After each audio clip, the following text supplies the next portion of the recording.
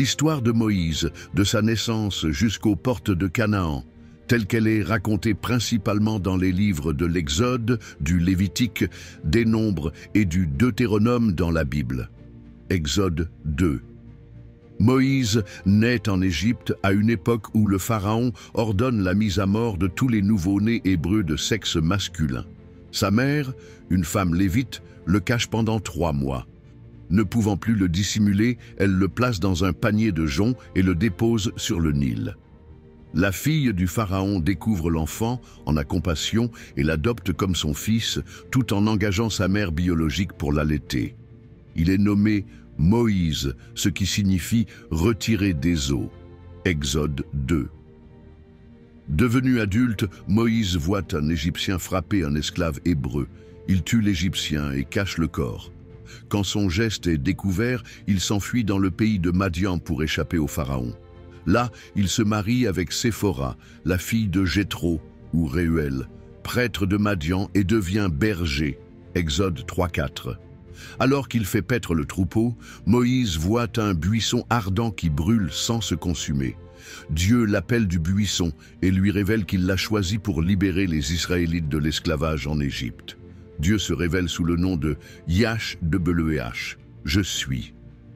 Moïse, d'abord réticent, reçoit l'aide de son frère Aaron comme porte-parole. Moïse face au pharaon et les displaie. Exode 5-12. Moïse retourne en Égypte et demande la libération des Hébreux. Pharaon refuse. Dieu envoie 10 plaies successives sur l'Égypte.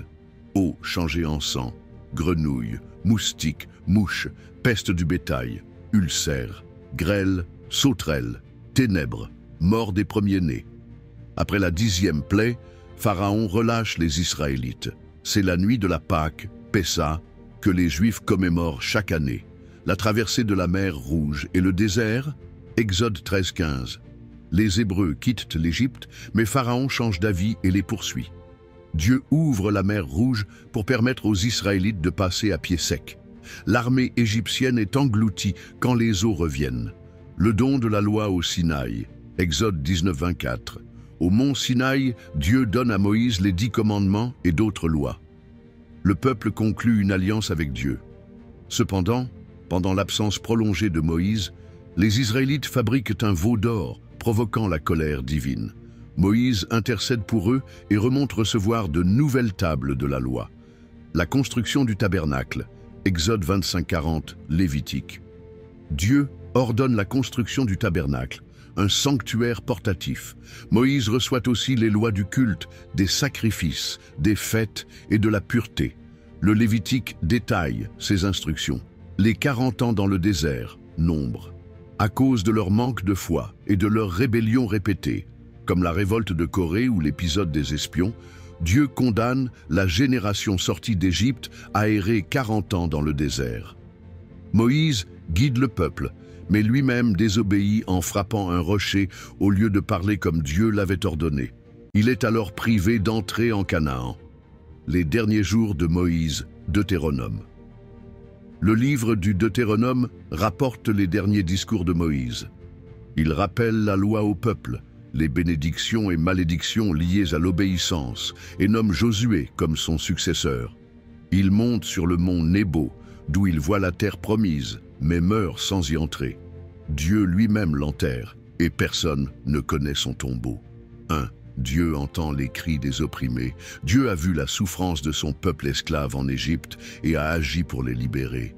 Dieu est attentif à la douleur des personnes opprimées. Il n'est jamais indifférent à la souffrance humaine. L'humilité et l'obéissance priment sur la force. Moïse était un homme humble, conscient de ses faiblesses. Mais Dieu a choisi de passer par lui. Dieu n'utilise pas toujours les plus forts ou éloquents, mais ceux qui sont prêts à lui obéir. La foi est plus forte que la peur. Malgré sa peur et ses hésitations, Moïse a répondu à l'appel de Dieu. Répondre à sa vocation demande courage et confiance, même quand on se sent incapable. La liberté nécessite une transformation intérieure. Dieu a libéré les Israélites physiquement, mais leur mentalité d'esclave persistait, plainte, idolâtrie. La véritable libération, passe aussi par un changement de cœur et d'attitude. L'obéissance à Dieu mène à la bénédiction. Les commandements donnés au Sinaï montrent que la liberté s'accompagne de responsabilité. Suivre la volonté divine permet de construire une vie juste et harmonieuse. Les leaders sont imparfaits, mais guidés par Dieu, Moïse a douté, s'est mis en colère et a même désobéi, mais il est resté fidèle. Les grands leaders ne sont pas parfaits, mais ils cherchent la volonté de Dieu avec persévérance. L'intercession a une grande puissance. Moïse a souvent intercédé pour le peuple et Dieu a pardonné grâce à lui. Prier pour les autres et intercéder est un acte de miséricorde et de foi. La promesse de Dieu est sûre, même si elle tarde. Le peuple a erré 40 ans, mais Dieu a tenu sa promesse en les menant aux portes de Canaan. Dieu est fidèle. Même si l'accomplissement de ses promesses prend du temps, elles s'accompliront. Connaître Dieu, ce n'est pas juste regarder des vidéos, c'est commencer un voyage de foi authentique, où chaque message vous rapproche un peu plus de votre destinée en Christ. Que vous soyez croyant, engagé, nouvel explorateur de la foi, ou simplement curieux, cette chaîne est pour vous. Abonnez-vous, activez la cloche, likez, partagez pour ne rien rater des prochaines vidéos enrichissantes et inspirées. Laissez Dieu parler à votre cœur.